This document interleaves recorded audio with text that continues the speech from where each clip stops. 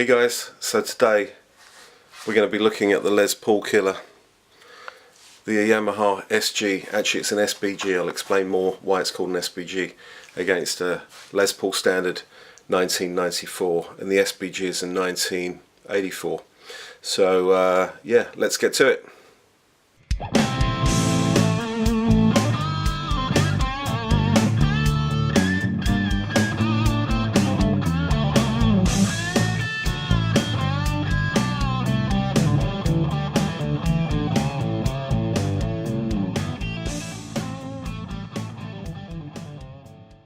So tell me that isn't absolutely gorgeous. Look at it. Had this since 1984 and used it quite extensively actually in the late 80s and early 90s, and then I sort of rested it, but it's been a beautiful beast to have with me. And then a couple of 2-3 years ago I bought this 1994 Gibson Les Paul standard, and I've got to say this has just become my number one. The tones on this thing are devastating, just absolutely brutal. So I want to give you guys a little bit of a shootout and you know, give you my opinion on these two guitars. Okay, let's go.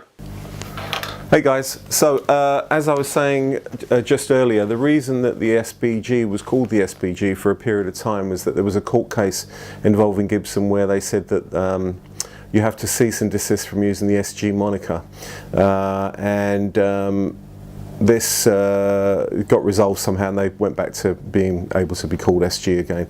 So right, let's just give you some sounds. This is just going through the I'm going to do a very quick sweep. This is the humbucker.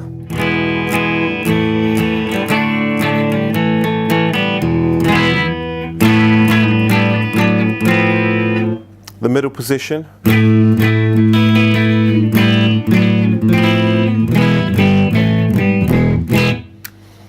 The neck pickup.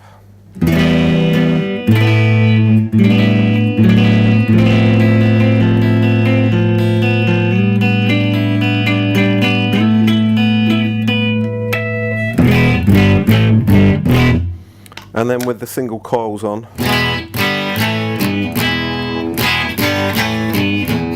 humbucker, middle position,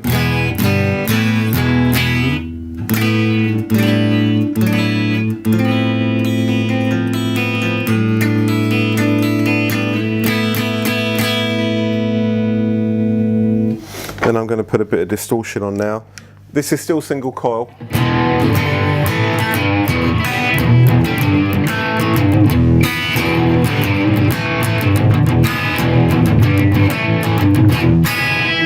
That's the bridge pickup, and between settings now.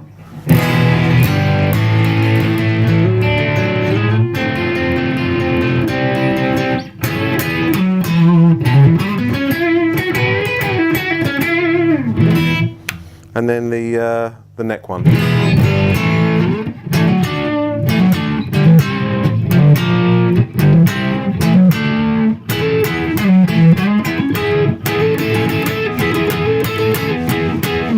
Now let's try the humbuckers on.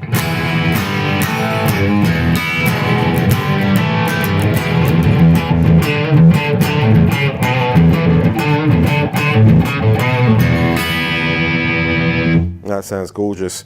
Then the in-between sound.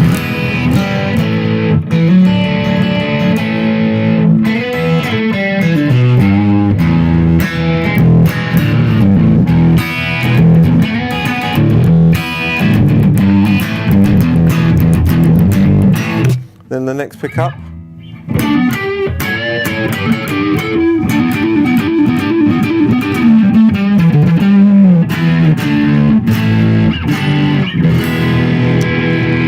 Okay, that's the Gibson SG. Let's go for the Gibson Les Paul.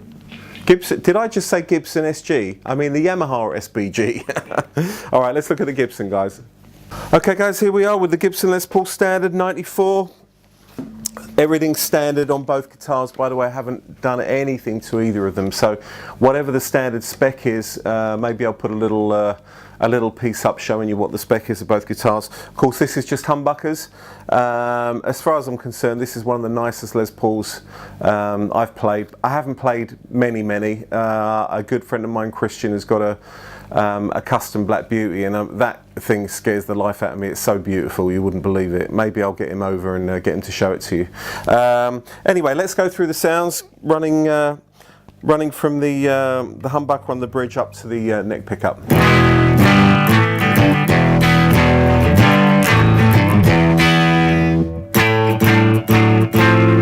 All right, middle position.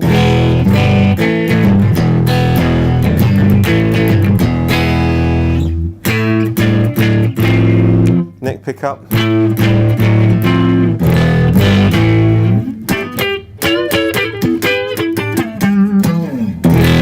All right, bit of distortion now.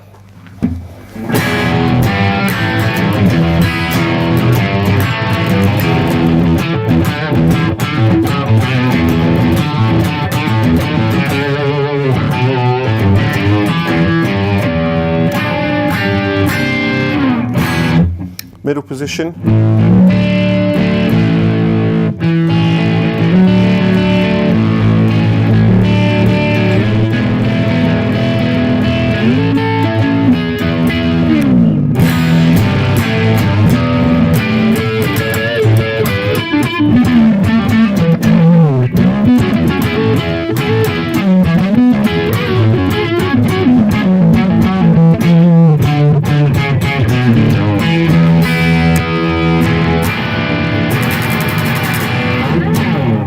Okay, a little run through the Gibson Les Paul.